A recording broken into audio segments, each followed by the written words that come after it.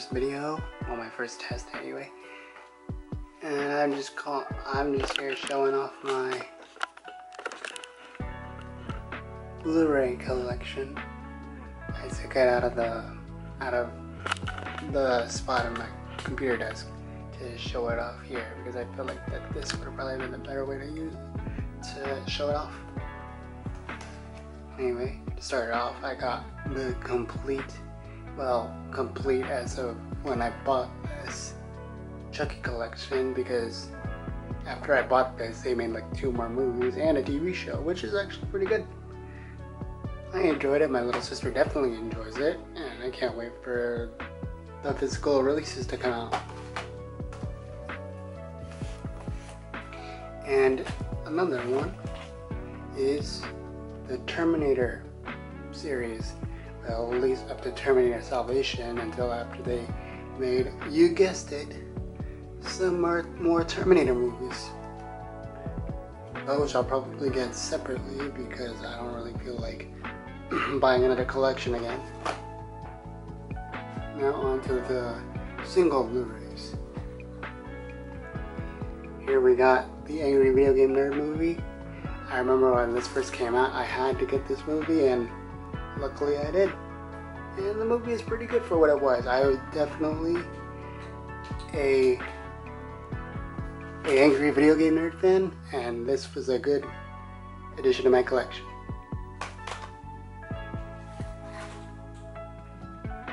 And Wild Dogs. Oh, and just as a side note, half of the movies that I have here, I've not even watched. So, and Wild Dogs is probably one of the examples of it. I have not watched Wild Dogs at all yet. And if I did, it was a really, really long time ago, and I don't remember any of it.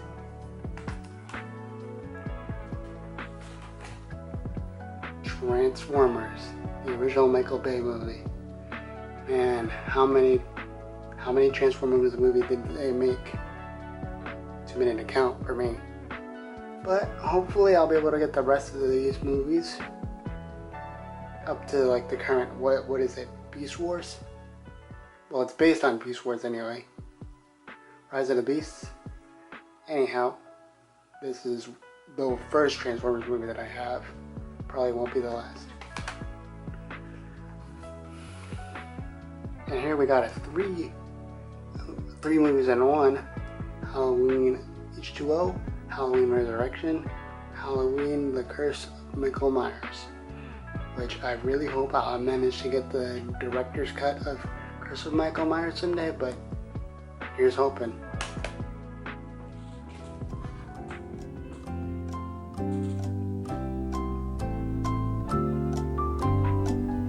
Here's another movie I've not seen at all yet, Swordfish, and I can't really say anything else about this because I have not seen it.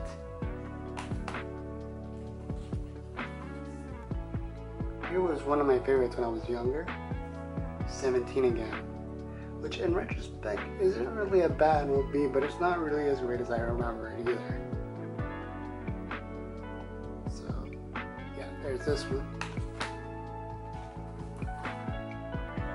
Yet another movie I have not seen, The Last Waltz. Should probably get around to watching these movies whatever.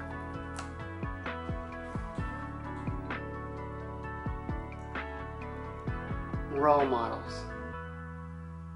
I watched this once. Can't tell you anything more than that because I don't really remember what happened in this movie. On to my anime movies. Bleach.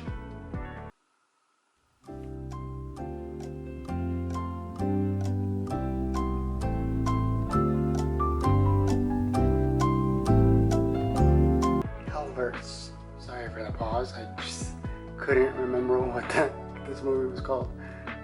I watched this a couple times, but I haven't watched it in any recent time, and I can't tell you what the heck of the plot of it is.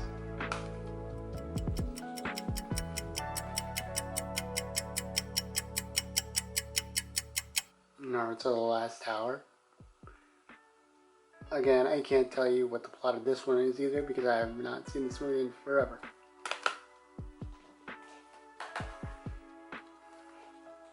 Now this one was pretty good. One Piece, Strong World. Probably one of the good movies that I actually remember watching. Shiki's gravity powers were really interesting to me. And as far as Nami's kidnapping goes, why does she always tend to be the damsel in distress?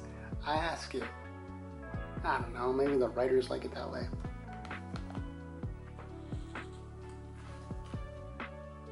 Beer Fest. Yeah, this movie was pretty funny. Can't really say anything more about that because, well, that was just it. It's funny. It's not really that interesting. It was just like funny.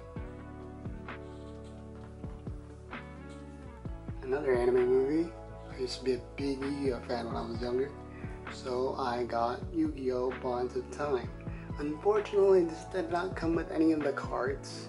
It just came with like the regular movie. But I'm okay with that. Interesting seeing all three Yu-Gi-Oh! Protagonists in one movie. What's next? Are they gonna do like another one but then two newer protagonists?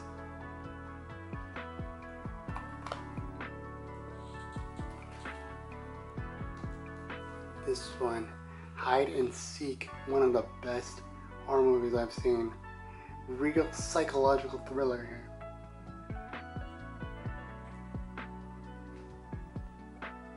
And I probably will give this another watch one of these days, but great movie, highly recommend it.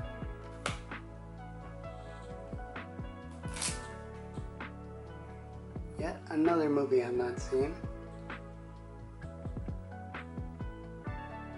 Stir of Echoes. Not seen this movie, but the cover looks pretty interesting. I might actually give it a shot after this.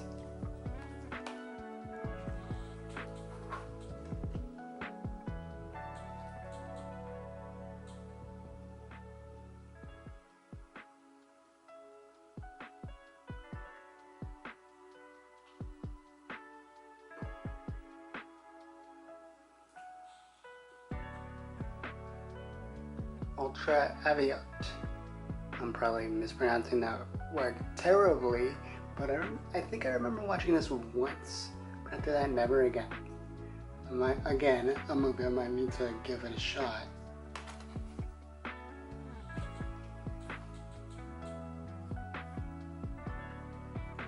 Angels and Demons.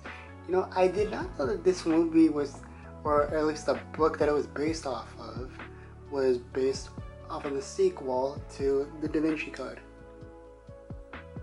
Something I learned in recent years, but I'll probably watch this again just to have a refresher of what this movie is about, because for the life of me I can't tell.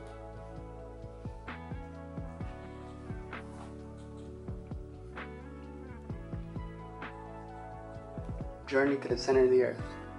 Really great adventure movie. I really enjoyed it from what I remember of it. Although I do remember watching this in 3D. I think this is a 3D copy actually. It has the 3D glasses in there.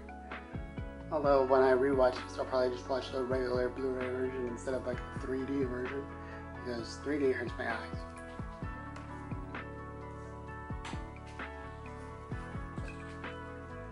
The Nightmare on Elm Street Complete Collection. Great collection. Great thing I have this in my collection. I love watching all of the Nightmare on Elm Street movies, especially Wes Craven's New Nightmare. I love that movie to bits. And it's a shame that the TV series Freddy's Nightmares did not get a physical or Blu-ray release. I really hope they change that later, because I would love to own the complete series on Blu-ray.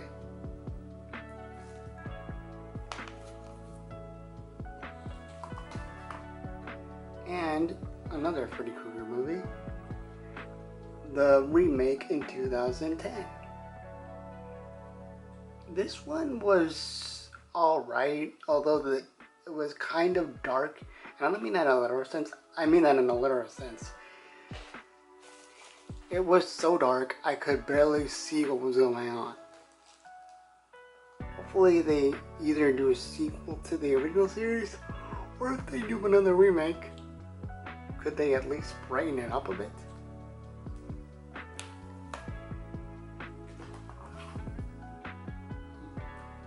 And Michael Jackson is Blu-ray. Michael Jackson's This Is It. I used to be a huge Michael Jackson fan when I was younger. I mean, to the point where I had freaking posters everywhere. Had to have like multiples of his fedora. And I begged my father to go see this in the theaters, and I loved it there. But thinking back on it now, it's really nothing special. It's like a giant special feature, basically.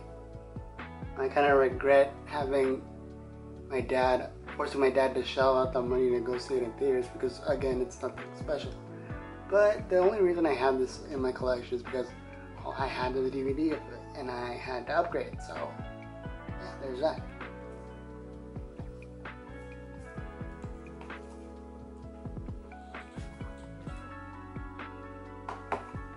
And another Michael Jackson Blu-ray, Michael Jackson, The Life of an Icon.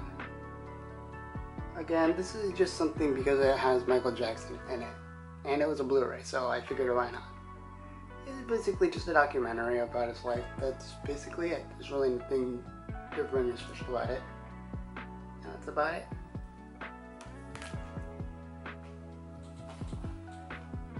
Again, for a Michael Jackson release, Michael Jackson's Moonwalker. Again, just because of the fact that it's a Michael Jackson Blu-ray, I had to get it. But as for the movie itself, why was this made? Seriously, why was this made? It made no sense at all. It went from being a music video to a smooth criminal short film, and even the short film did not make any sense. I mean, Michael Jackson turns into a freaking car, then turns into a robot. For no reason. Oh my god, it was just so weird. I cannot really see why I liked it so much. Again, probably because it was just Michael Jackson, but yeah, I still had it.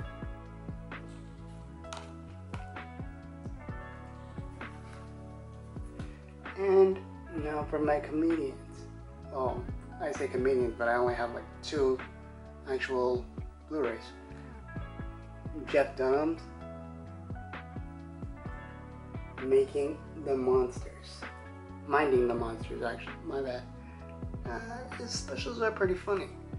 Although I wouldn't recommend watching a comedian's specials, and this is going for any comedian, over and over, because then their jokes just won't be funny anymore. So if you're gonna watch these, I would recommend watching them sparingly.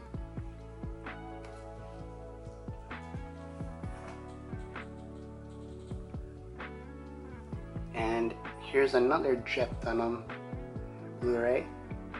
Jeff Dunham, Spark of Insanity. Now I got this because we used to be big on like burning DVDs we used to have, and this was one of the DVDs that I had. So I figured upgrading into an official Blu-ray would be good. So I got it. And here we go. Now on to the last 2. Doctor Who and Spearhead from Space. Now I'm also a really big Doctor Who fan, although I gravitated more towards the newer era because that's what I found on Netflix. I found it on Netflix, watched it, and was instantly hooked. And I wanted to explore the classic era, so I wanted to see if I could buy any of the classic era. But back then, I used to just be interested in Blu-rays, so I bought this one, considering that it was on Blu-ray. And I watched it, and I liked it. I thought I wouldn't get into the classic era, but it turns out I was wrong, and I really enjoyed it. So if you wanted to pick up like a Blu-ray for Doctor Who, I would recommend either getting this or getting the Blu-ray collections that they're currently releasing. Things that I'll probably buy later on when I gather the money for them, but I'll definitely end up buying the complete classic collection at some point. And as for the last Blu-ray in my collection, An Adventure in Space and Time, a biopic of the first taping of a biopic recounting the creation and first taping of Doctor Who from the era of William Hartnell. And fantastic movie. I cannot recommend this enough. If you're a really big Doctor Who fan, I would really recommend you getting this. And that's about it. That's all my Blu-rays. So glad that you guys managed to stick around for this video, my very first video, and hopefully the first of many.